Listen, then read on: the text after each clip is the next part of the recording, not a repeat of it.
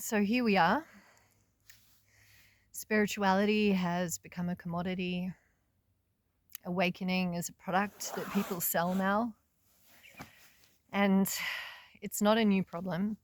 I mean, those of you with Christian heritage will know the story of Jesus turning over the tables in the temple and bellowing his resistance to the commodification of spirituality.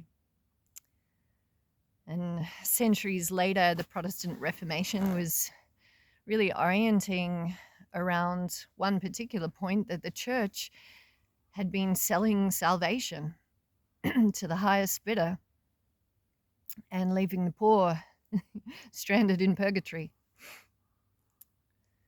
You know, Buddha was in resistance to, well, resistance may not be quite the right word, but I'll use it as a stand-in resistance to the culture of the day that defined enlightenment as only accessible to people of the upper castes.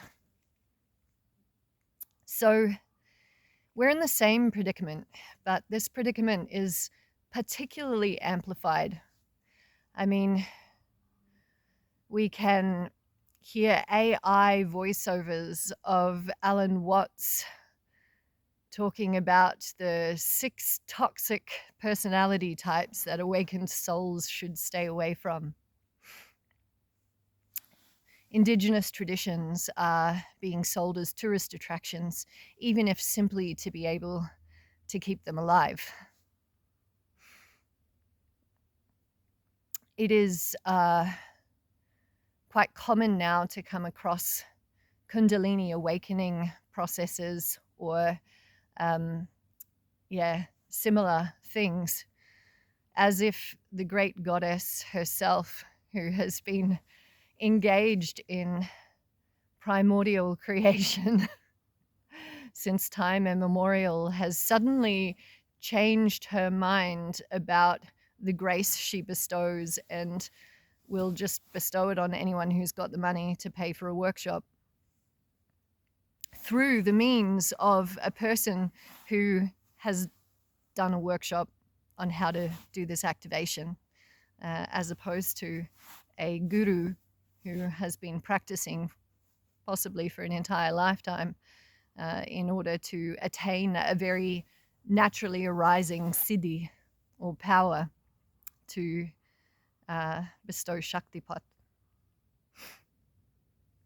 So it's nonsensical, and it's very difficult for many people who may have had initial experiences that contact the ground of their being or kind of open their mind to another way of seeing the world, but who have not yet fully explored that capacity and stabilized it to a point where discernment is really clear.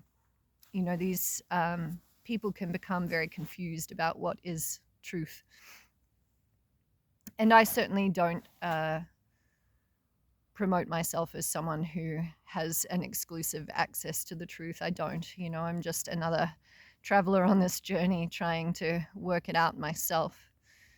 But I felt moved to share about this and to share my own ways of discerning, and also to share some of my ideas about how we might begin to recenter in what is truly sacred.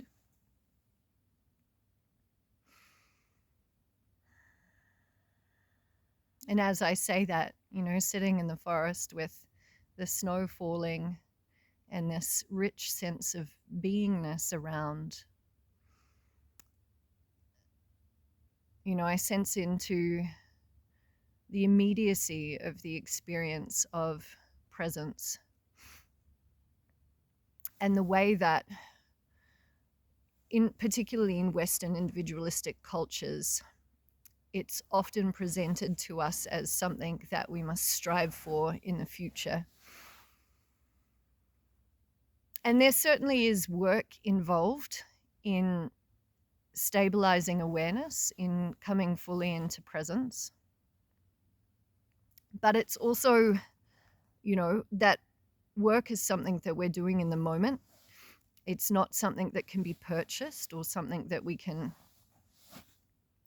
kind of see as a distant, far off attainment. I think attainment is an unfortunate translation that's come from many of these traditions that we contact, that the term attainment in the English language raises these ideas of productivity as a pathway to spiritual understanding, as if more knowledge, more acquisition of the history, the philosophy, the science behind awakening will somehow give us that awakening. And there are definitely insights available through that. But it's not it. It's not it.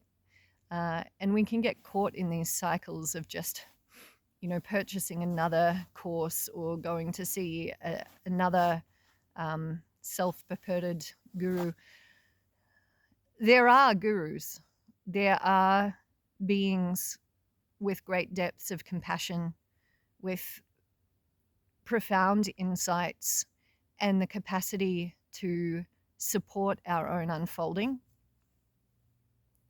And one of the ways that I discern between those who are purely commodifying this stuff and those who have genuine wisdom available is that the genuine wisdom usually arises from a tradition where there is some kind of commitment to the awakening, the liberation of all beings.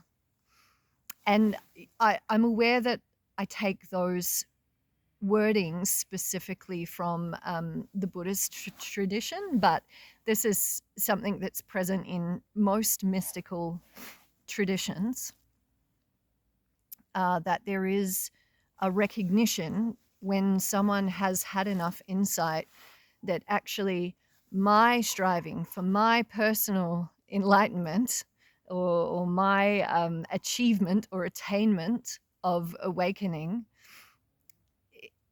is actually null and void once enough insight has been made. That the service to community, the service to liberation, both spiritually as well as materially, not separating those two.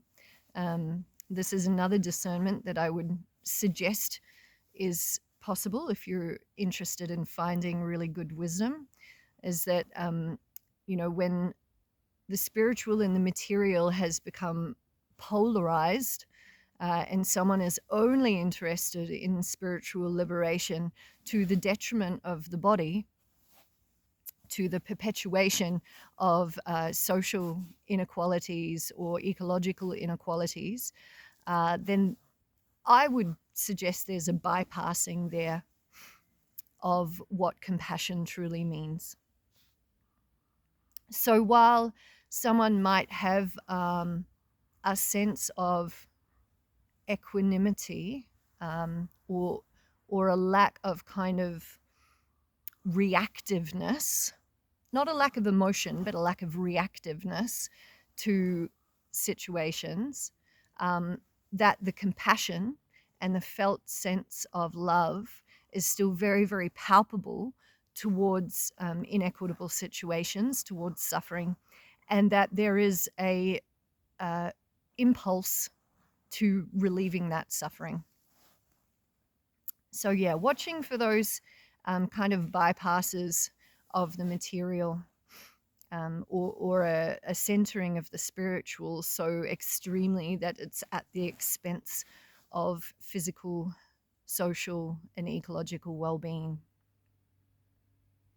I also find that a lot of people who have really helpful wisdom to offer have pathways that offer that to all, in the sense that even though this particular cultural milieu in which we live has forced many people to monetize their offerings, that there is ways in which they're actively working to make available free of charge or through a donation system or through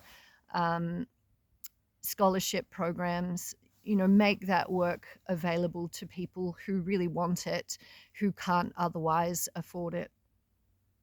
I think that's a really good signpost that there is a commitment to the liberation of all, not just to the individual self or the attainment of the individual self.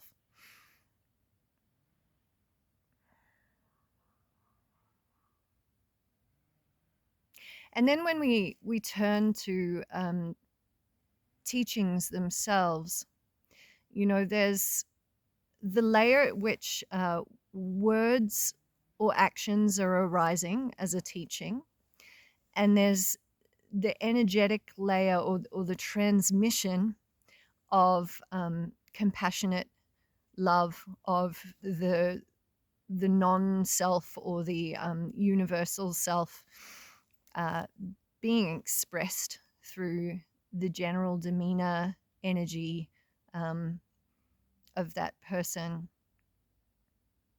And so in someone who I really value as a wisdom keeper, a true wisdom keeper, I find that they are not sitting in that sense of polarization very much at all. Their humanity may mean that sometimes they still fall back into that, but as a rule of general approach to life, they're really stabilized and consistent in their capacity to hold space for many different perspectives, many different arisings and challenges that may emerge within the community, and to give their attention to that.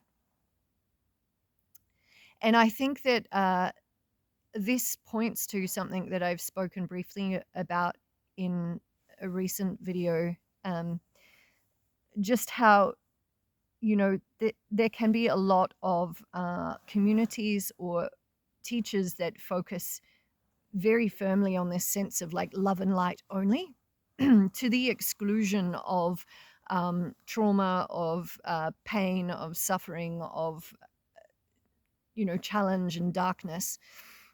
And I would really challenge that as a spiritual orientation. I think that a spiritual orientation, compassionate love, that loving awareness that goes beyond the human personality, has the capacity to include all things. And that inclusion extends to things that may in fact challenge its very idea, its very existence. And it doesn't necessarily mean that that awareness or that presence would condone certain behaviors. It still has boundary, it still has accountability built into it, but that it's able to witness what is being presented without projecting kind of individualistic, polarized judgments on that. That whilst boundary and accountability may be being called for, the compassionate depth of that awareness is still holding that person or that situation through love, through an energy of love. And while these kind of hyper focuses on love and light may seem to be doing that, there's ways in which they also kind of push away or polarize or create friction against what may be coming up for other people in their experience, inclusive of trauma, inequity, suffering. So yeah, that may not be entirely clear, but hopefully it comes through a little for you as to how to discern. And then I think it's important to address this new arising, really very recent arising of AI, because AI has an incredible capacity to synthesize and impersonate teaching. And as accurate as its impersonation may be, it's still an impersonation. So many of these channels that are utilizing the voices of teachers, very honorable teachers, in order to kind of create new material in the seeming personality of that teacher, those channels are not necessarily being put forward by people who have an interest and an orientation towards our spiritual well-being. I imagine that many of those channels are actually being produced by folks who have an interest in getting a monetization angle on a niche market. And it's really concerning because in very subtle ways, as I pointed out with the Alan Watts voiceover stuff, this very skillful impersonation of teaching is becoming blended with a lot of New Age concepts and Western psychological concepts and some of the misguided spirituality of this like love and light only, positive energy only movement, and it's putting forth images of formal teachings and diluting them with individualistic, very westernized, polarized concepts, which emerge from colonization, which emerge from the separation of our own, I say our because I am of European heritage, so apologies if you're not of European heritage and watching this. The our does not necessarily include everyone, but our separation, original separation from our spiritual connection to land, that individualism, this consciousness that sees everything as a means to an end for individual attainment, is being projected into teachings that otherwise would not be offering that. And it's a dilution of the wisdom that these people offered while they were alive. Worse than a dilution, it can be a bastardization or a seriously harmful distortion, illusion of the teachings that they offered.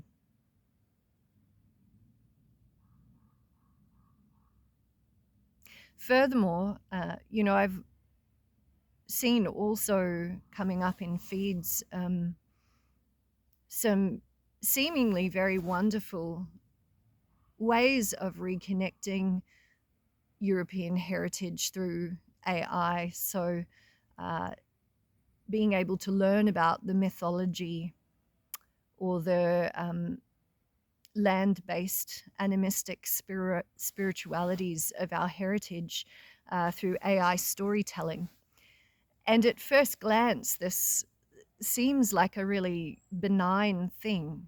But then when we reflect on the profound impact environmentally that AI is having on our mother, the earth, it becomes a very strange contradiction to be offering a reconnection and a restoration of our land-based spirituality through a medium which is harming the land, and that our thoughtless engagement with and use of arbitrarily harms this being whom we are a part, whom is us. So yeah, it's a bit somber, and it's certainly very challenging and very complex. But what I'd offer to you is that, you do have a clear discernment within you that might require some uncovering if it hasn't already been uncovered enough. And that there is really wonderful teachers out there and really beautiful guidance toward whom you truly are, toward becoming grounded in your awareness and grounded in your shared beingness with all things.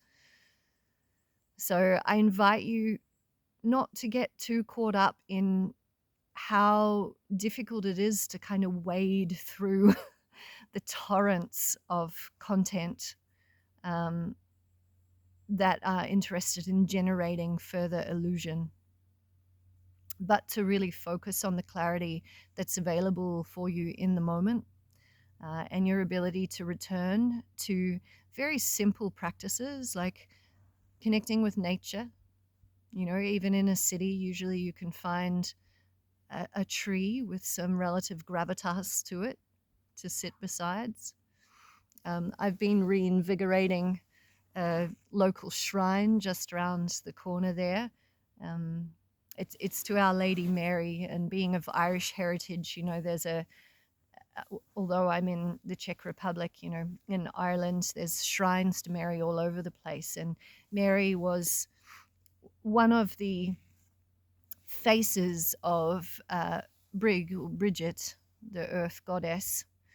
And before those shrines to Mary or Bridget existed, there was wells or stones or natural objects which were recognized as siblings, cousins, relatives, and even parts of ourself. So returning to the sense of enlivening the spirit or enlivening the energy of the world around you, and offering reverence to that reverence, that prayer, that bhakti, whatever you choose to call it, in and of itself will take you home. You don't necessarily need AI generated expertise. You don't need the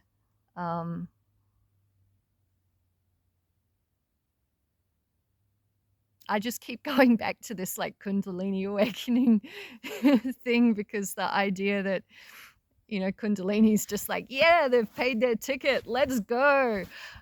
Yeah, anyway, having been someone who's had some pretty intensive experiences that could be put into that category, it's quite laughable. So I'm going to keep laughing. I'll leave you at the laughter. Thank you so much, folks. If you are enjoying this content, please hit like and subscribe. Thank you so much to my early subscribers. It's really great to be able to share some of my thoughts and my presence with you, because it's not something I've felt ready to do for a very long time. So thanks so much. Bye.